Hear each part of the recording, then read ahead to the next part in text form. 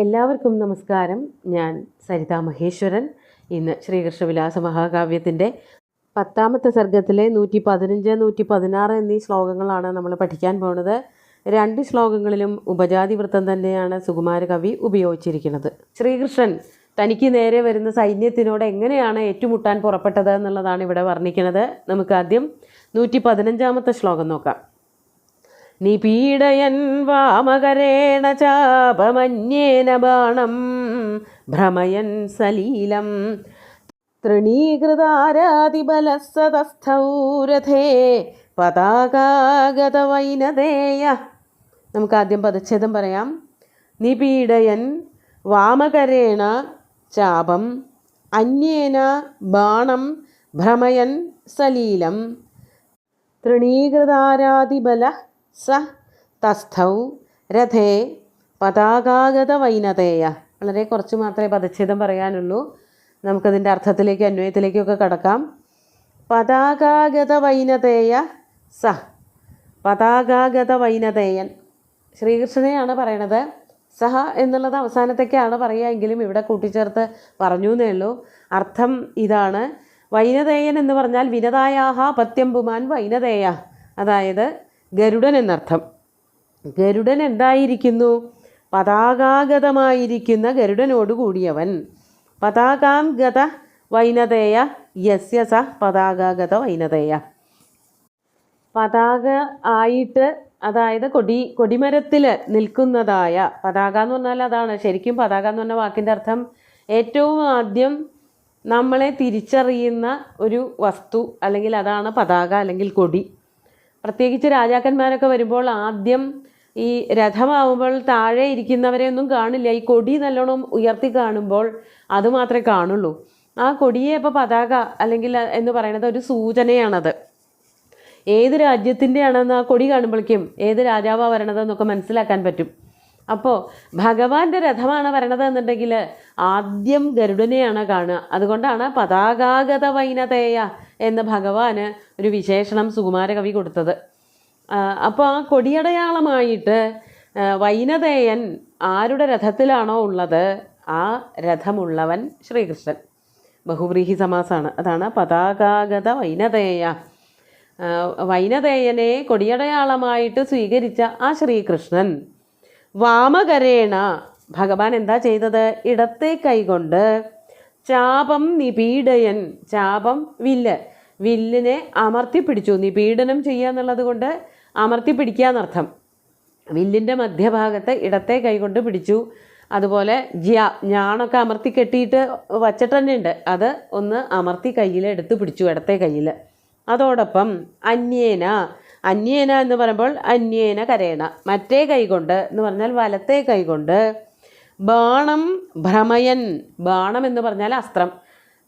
ശ്രീകൃഷ്ണൻ്റെ കയ്യിലുണ്ട് തൂണീരമൊക്കെ. തൂണീരത്തിൽ നിന്നും അസ്ത്രം എടുത്തുകൊണ്ട് എന്തു ചെയ്തു? ഭ്രമയൻ, വട്ടം കറക്കുക, കയ്യിലിട്ട് ഇങ്ങനെ തിരിച്ച് കളിക്കുക.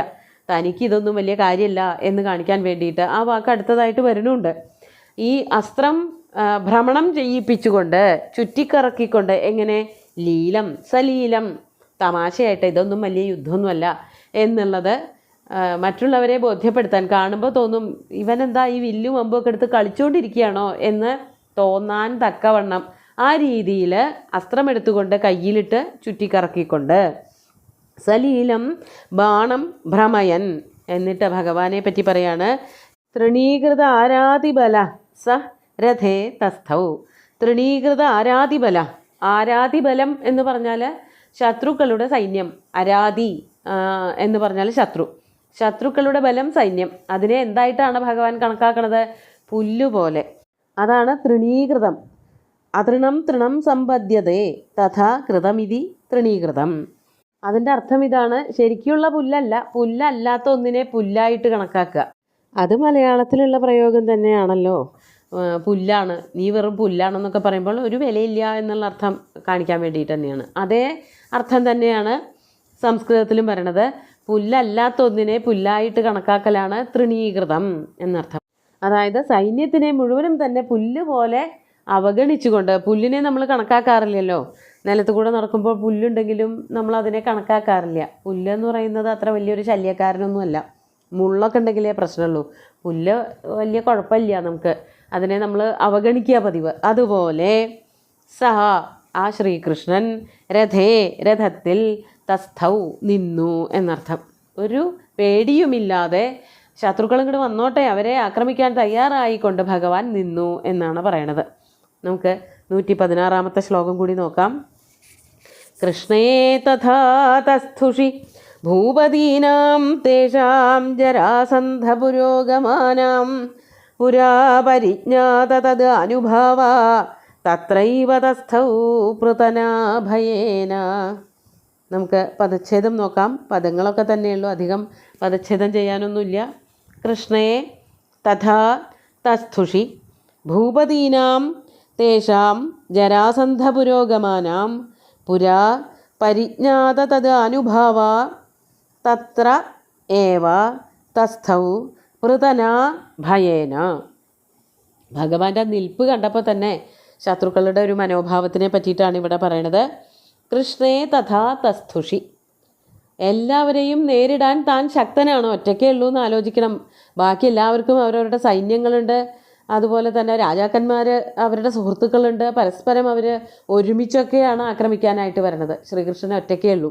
എന്നിട്ടും കൃഷ്ണേ തഥാ തസ്ഥുഷി, അവർക്കെതിരായിട്ട് അവരെ അഭിമുഖീകരിക്കാൻ തയ്യാറായിക്കൊണ്ട് അപ്രകാരം തിരിഞ്ഞങ്ങോട്ട് നിന്നപ്പോഴേക്കും കൃഷ്ണേ തഥാ തസ്ഥുഷി തേഷാം ജരാസന്ധ പുരോഗമാനാം, കന്യകയെ അപഹരിച്ചു കൊണ്ടുപോയി എന്ന് പറഞ്ഞിട്ട് ആക്രമിക്കാനായിട്ട് വന്നവരിൽ ഏറ്റവും മുൻപനായിട്ട് നിന്നിരുന്നത് ജരാസന്ധനാണ്.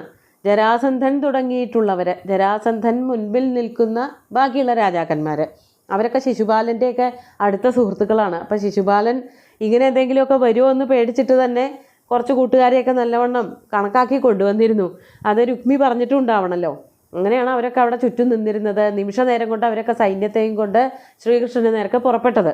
അപ്പോൾ ശ്രീകൃഷ്ണൻ തൻ്റെ കഴിവ് മുഴുവനും പുറത്തെടുത്തുകൊണ്ട് വളരെ ലളിതമായിട്ടുള്ളൊരു ഭാവത്തോടു കൂടിയിട്ട്, ലീലയോട് കൂടിയിട്ട് ശത്രുക്കളുടെ നേർക്ക് തിരിഞ്ഞു നിൽക്കുക, അഭിമുഖീകരിച്ച് നിൽക്കുന്നത് കണ്ടപ്പോൾ ജരാസന്ധൻ തുടങ്ങിയിട്ടുള്ളവരായ ജരാസന്ധ പുരോഗമാനാം ഭൂപതീനാം, രാജാക്കന്മാർക്കൊക്കെ തന്നെ ചില പഴയ കാര്യങ്ങൾ ഓർമ്മ വന്നു.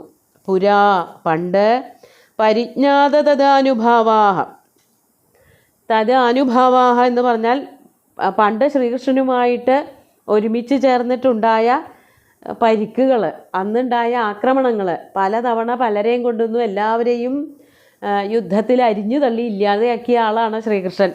എന്നിട്ട് അവസാനം വേണമെങ്കിൽ ജരാസന്ധൻ ജയിച്ചോട്ടെ എന്ന് പറഞ്ഞുകൊണ്ട് ദ്വാരകയിലേക്ക് പോയ ആളാണല്ലോ. അപ്പോൾ അത്രയും തവണ തനിക്കെതിരെ നേരിട്ട് വന്നവനാണ് ഈ ഇപ്പം നേരെ നിൽക്കണതെന്ന് കണ്ടതോട് കൂടിയിട്ട് ജരാസന്ധനൊക്കെ ചെറിയൊരു ഇടയിളക്കം.